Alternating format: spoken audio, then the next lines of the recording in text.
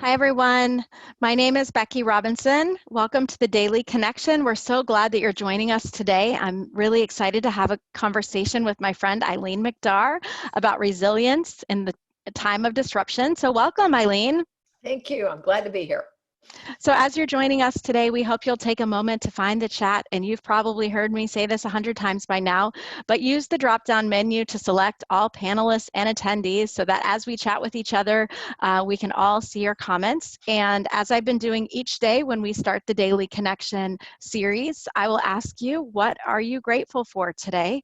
I have a silly one. I am grateful that my jeans that I put on, clean from the laundry, still fit. Who feels me on that? Eileen, what are you grateful for today? Well, actually, I'm grateful that I got to run today. I got up really early. I'm grateful that I could hear the birds singing. I counted 6 bunnies and at least 2 mom and pop mallards that were flying, which reminds me that life does continue to go on. So I'm grateful for that. Wonderful. So thanks, Joanne and Lucy, for sharing what you're grateful for today. Clean bed sheets, the opportunity to learn, continual learning. Rob in Delaware, grateful that he doesn't have any family or friends affected by the virus yet. Sunshine and warm weather. Jim is grateful for prayer with a friend via Zoom this morning. So thank you for sharing what you're grateful for. You know, I think every day I wake up a little bit differently. And as I wrote in my email this morning, you know, some days it feels easy to pop out of bed and move forward in these times, and other days it feels harder. So I'm also grateful, in addition to my jeans fitting, that we have this chance to learn together today.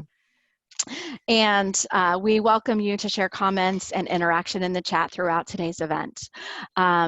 Kristen is grateful for the chance to see Eileen on this webinar because her perspective on resiliency is inspiring. I know a lot of Kristens, so I'm not sure which Kristen this is, but you know, if you're one of the Kristens that I love, then I love you. Yay. Me too. Me too.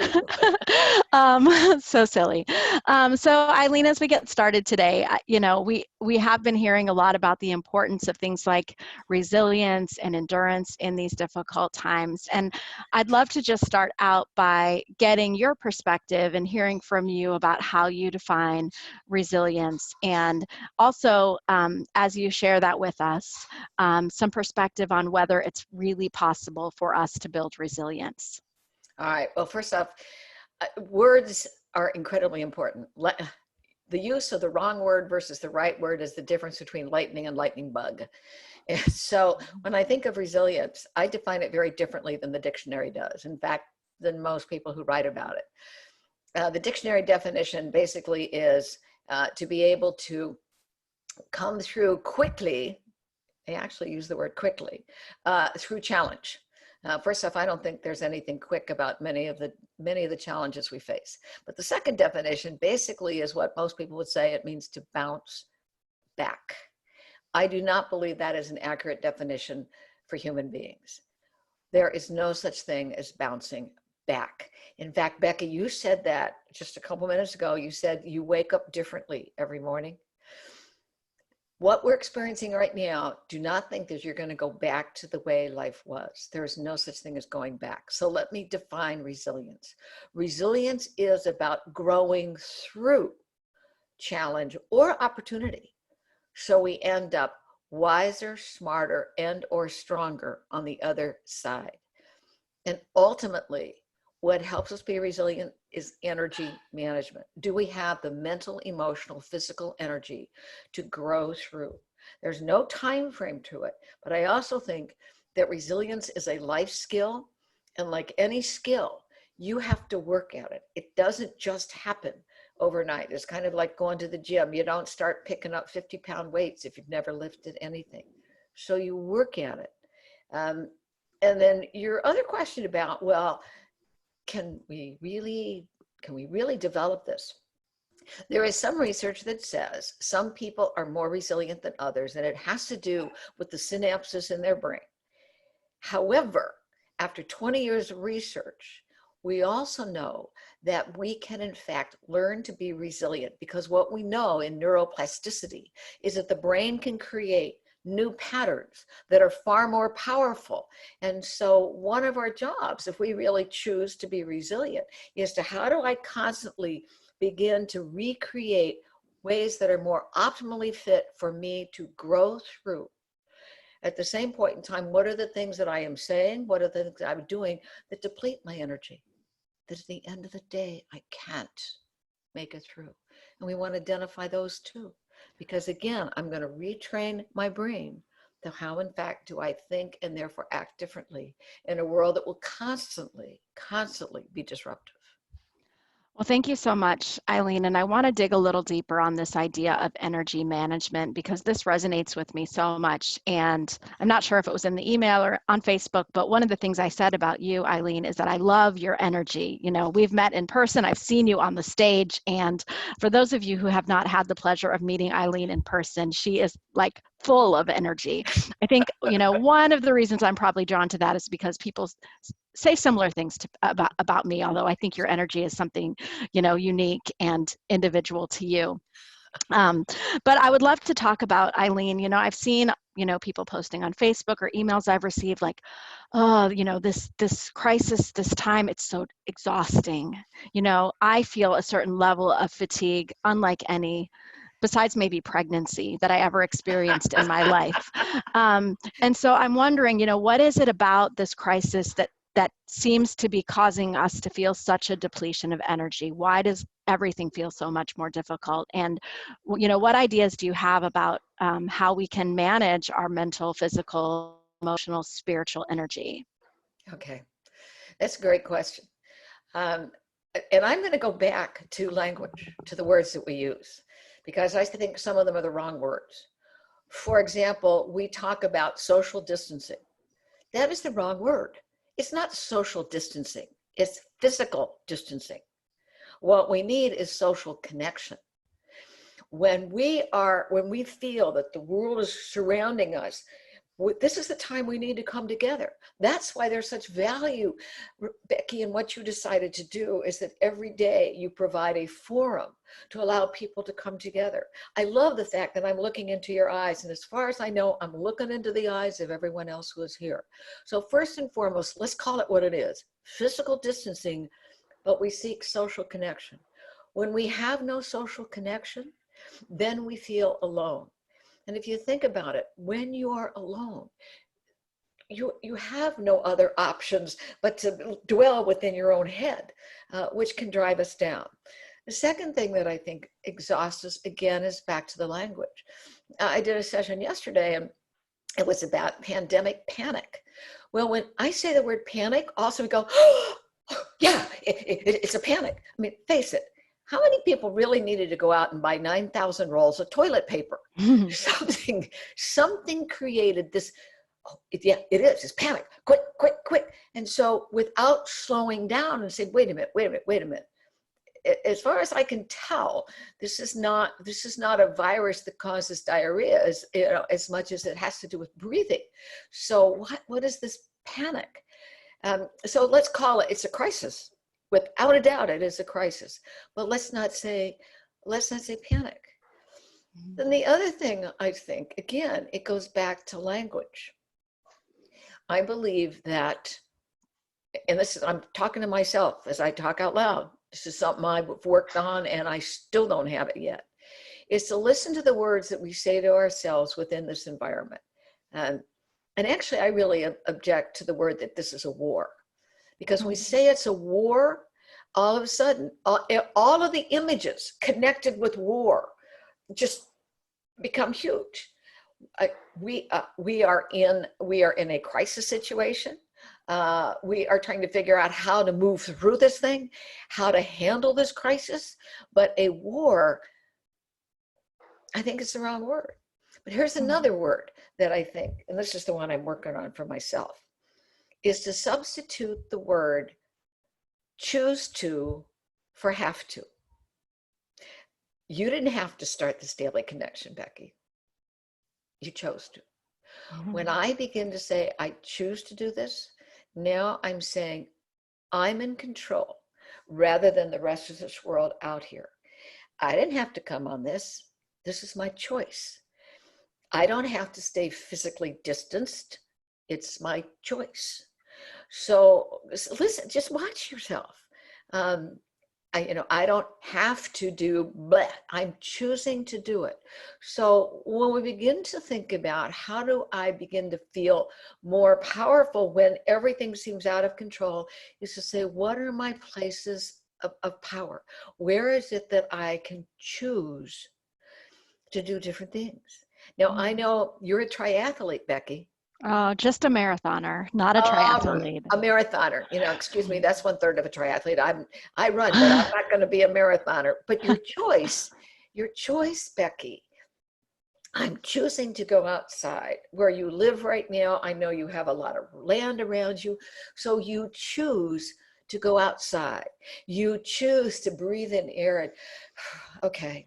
And by the way, when the world seems out of control, one of the best ways to begin to get back in control is with your physical body.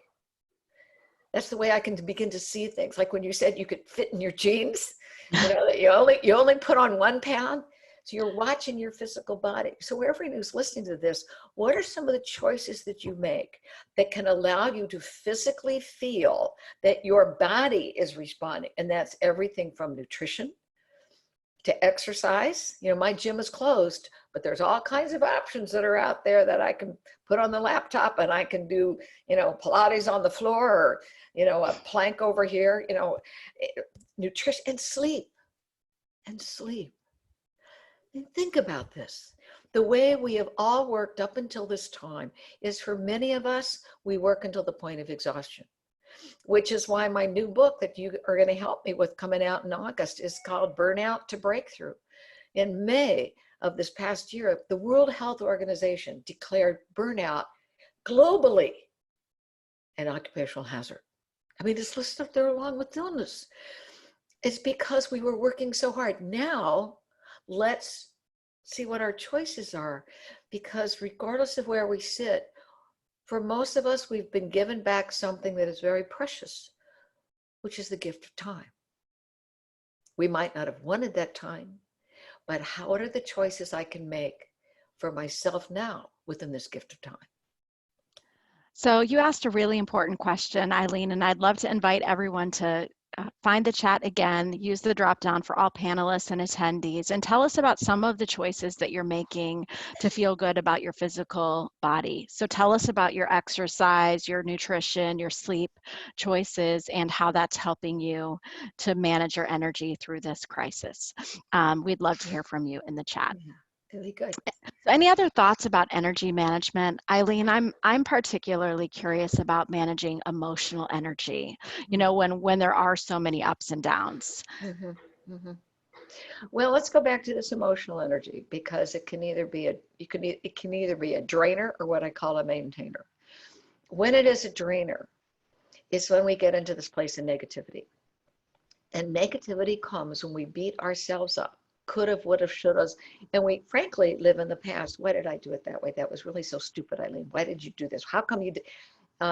Or I look out there and say everything is black. And also we can have negative people around us who are enormous black holes. I have some, quote, friends that I frankly don't communicate with right now, because all they can talk about is disaster and horribleness, and it drains me. So emotional energy it's like a magnet. And so when you say it's a magnet, the energy comes together, and we know that it's opposites that come together. But it would also not work if, in fact, I had a really negative place over here and a positive over here. So when people around you are negative, state what you think, if you believe it, the positive opposite of that. One of the questions yesterday when I was doing this session, I wanted to see if I wrote it down, because it was so interesting to me that this person said the word resilience in German is indestructible. Whoa, indestructible, meaning that regardless of what goes on, how can I move through this? Because we're more powerful than we think we are. Let me give you another example about this emotional thing. Everyone on this call, at some point in time in their past, has gone through something that they thought they would never get through. And emotionally, it was huge. It could have been the loss through death, divorce, losing a job, making a move, and somehow you got through it. You made it to the other side.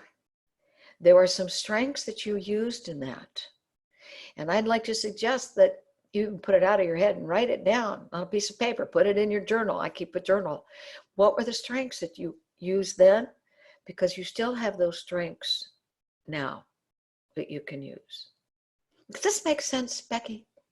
Well, it sure does. And I'm really grateful for all the comments in the chat. There are so many inspiring approaches and choices that the people are sharing with us. And Eileen, I'll make sure you have the chance to read those after. But thanks to those of you who are sharing with each other about what you're doing to maintain your physical energy and choices during this time. I love that idea, Eileen, that we are indestructible. And I'm wondering, for those of us who may be feeling vulnerable, what are some of the biggest stumbling blocks you see to growth during a challenge like this? Well, again, it's going to go back to what are the things we say unto ourselves first and foremost. Becky, everything that you and I get starts first up here with our head. I mean, that's just the way it is.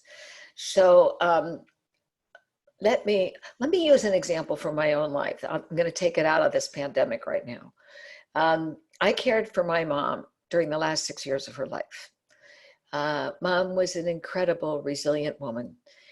And then she had all kinds of physical challenges and then mental challenges. And I was, talk about emotional exhaustion. And I couldn't figure out how to get through to this, because when you have someone who has 3 broken hips, pulmonary embolisms, their brain is going, and it's like, where do I mean, I'll tell you something I've never shared with anyone. At one point in time, she lived with me, then we got her into assisted living, got her into memory care. She was so confused. She even tried to bite me. Now, I got to tell you, that is horrific. But I realized it wasn't the mom that was doing this. And so what I had to do was to work in my own head to say, what are my choice points? And what is it that I can do during this time to be able to move mom through? One of it was to accept what is.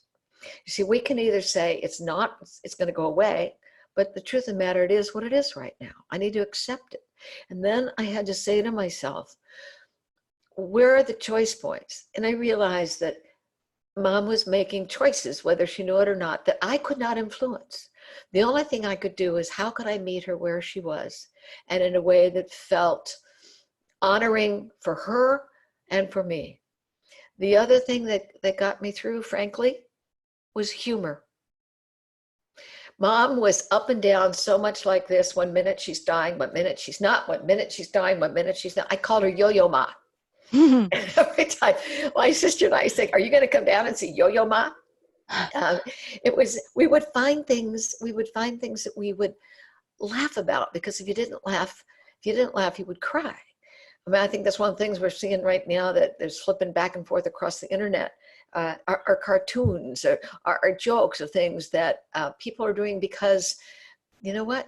That's going to help us get through. Someone sent me a cartoon the other day, and it said a new type of mask, and it was on the face with the thing back here, and you realize it was red, but then you realize there was a stem out of it. It was a wine glass, and it said, also comes in white.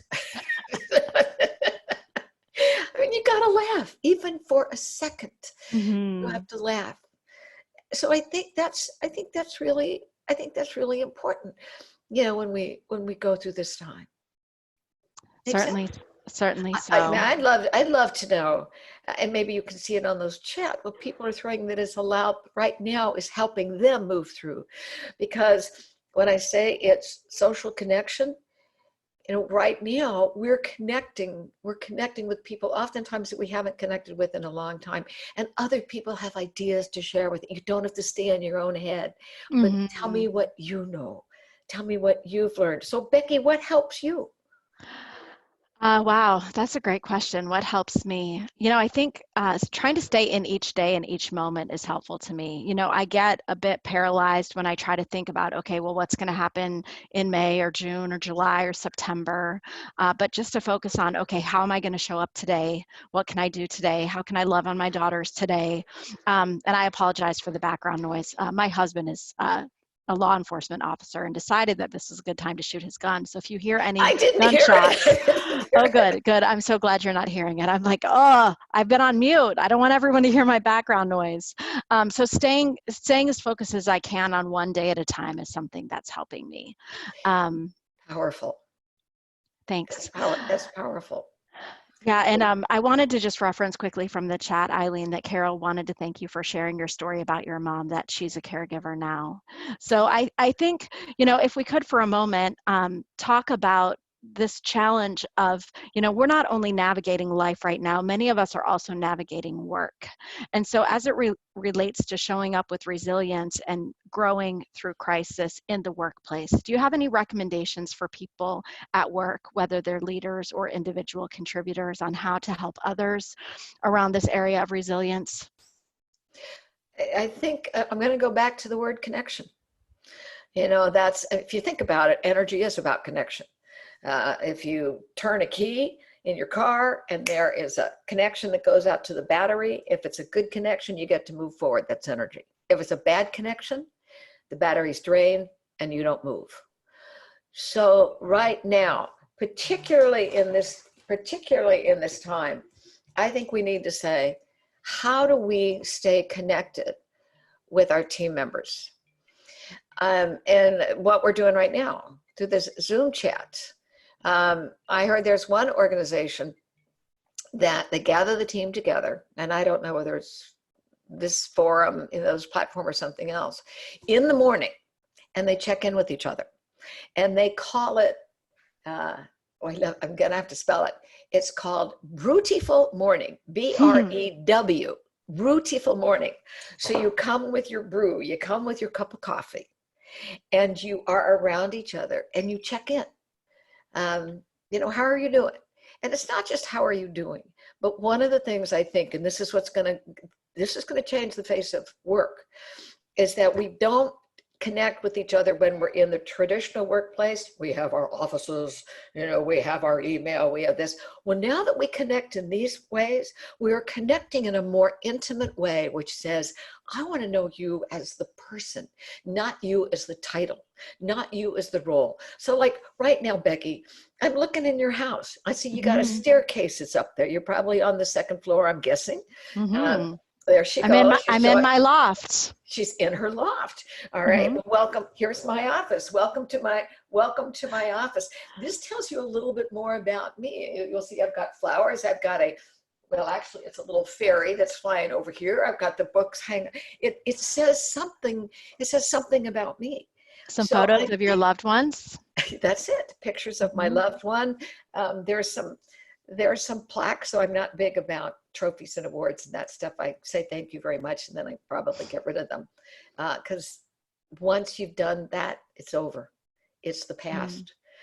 So I really want to acknowledge you about saying, how do I show up now? And if we have time, years ago, I wrote a poem called In the Now, which actually will be in the new book that's coming out August 4th. And I also made it into bookmarks. So if we have time. We do have time. Please share. Hold on. I'm going to turn around. I got to grab it. For you. Well, it is here. Okay.